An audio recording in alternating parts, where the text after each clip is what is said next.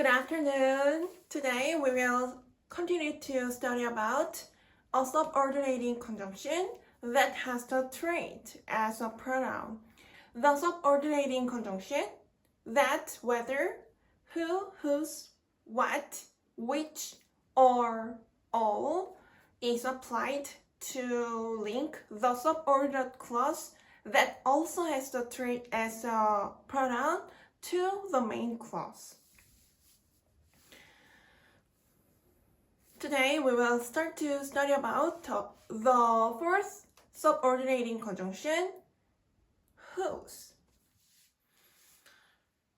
The speaker links the subordinate clause to the main clause with the pronoun whose as a subordinating conjunction to indicate a subject or an object that belongs to the other subject.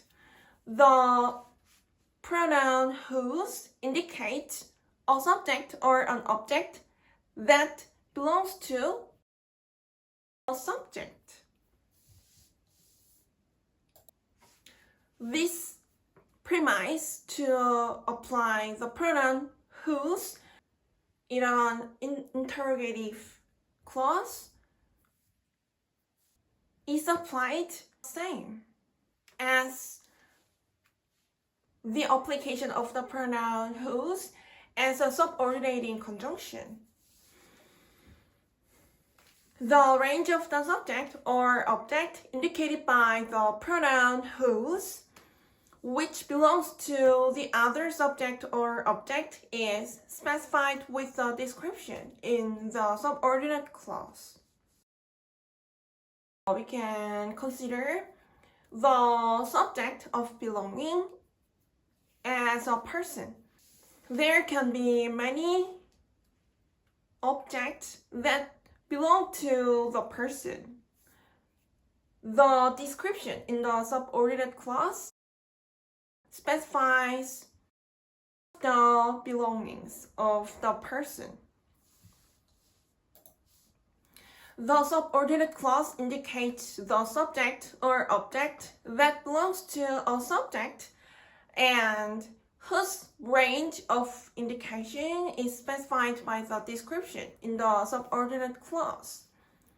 So the subordinate clause linked by the pronoun whose is applied as a subject or an object in the main clause with the trait as a pronoun. The pronoun whose as a subordinating conjunction and the description in the subordinate clause indicate or described object that belongs to a subject. The subordinate clause itself has the trait as a pronoun. Let's start to study about the conversion of an interrogative clause with the interrogative pronoun whose into a declarative subordinate clause and link the subordinate clause to the main clause. We can think of the composition of a sentence that the subordinate clause linked by the pronoun whose as a subordinating conjunction to the main clause. The form of the indirect interrogative sentence. So we will start to the interrogative clause that starts with the interrogative pronoun whose. We will convert the interrogative clause with the pronoun whose, the declarative clause, to be the subordinate clause. The first sentence is I love whose or his. The subordinate clause starts with the subordinating conjunction whose is linked to the main clause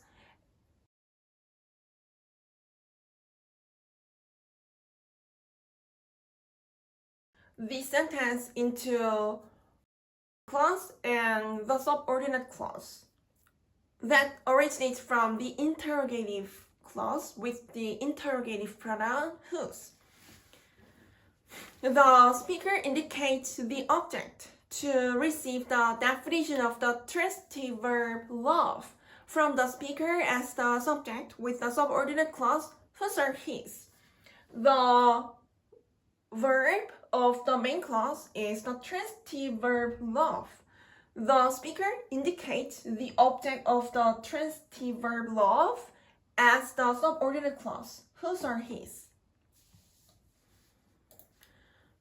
The subordinate clause whose or his is a converted statement from an interrogative clause to a declarative clause. The subordinate clause whose or his has the same order with the interrogative clause whose or his. And the interrogative, the pronoun whose is applied as the subjective complement. The reason why the subjective complement whose is arranged at the first of the interrogative clause is the intention of the speaker to reveal that this clause conveys the interrogative intention of the speaker with the very first word. The speaker who convert the interrogative clause into the declarative clause so that the speaker, the declarative clause as a subordinate clause in this sentence, the speaker remains the order of the subordinate clause whose or his. In this subordinate clause, the subordinating conjunction whose is applied as a subject because the speaker does not have the interrogative intention and the declarative clause. The speaker figures out, indicated by the subordinating conjunction whose. The speaker links the subordinate clause to the main clause with the shared indication, which is the subordinating conjunction whose. The subjective complement to define the subject is indicated by the possessive pronoun his. The interrogative pronoun whose starts the interrogative clause whose or his as a subjective complement to define the subject his. In this interrogative clause, the speaker intends to define the subject indicated by the possessive pronoun his.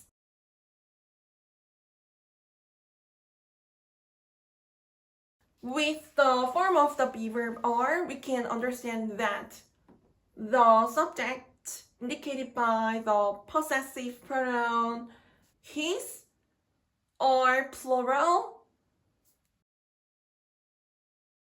in the conversation with the speaker. The pronoun whose as a subordinating conjunction in the subordinate clause whose or his is applied to practice the role as a subject. The fact that the subordinate clause whose or his is linked to the main clause means that the speaker figured out the indicated by the pronoun whose and considers the pronoun whose as the shared indication in the sentence. The first conference is this: whose or his. The speaker applies the interrogative pronoun whose to practice the role as a subjective complement to reveal the intention to clarify the fact that the subject his of the be verb are occurred with the subject indicated by the interrogative pronoun whose, which belongs to a male who does not participate in the conversation with the speaker. The possessive pronoun his indicates the subject or subject as a belonging or belongings of a male who does not participate in the conversation with the speaker. The to pronoun are to indicate the subject or subjects that belongs or belong to the other subject. The second conference is this: I love them. The speaker links the subordinate clause to the main clause with the interrogative pronoun whose as a subordinating conjunction from the perspective that the object, them, which received the definition of the transitive verb love from the speaker as the subject, occurred with the subject indicated by the interrogative pronoun whose in the interrogative clause whose or his. The speaker figures out the object of the transitive verb love occurred with the subject or subjects. So the speaker links the subordinate clause to the main clause into a sentence. I love whose or his.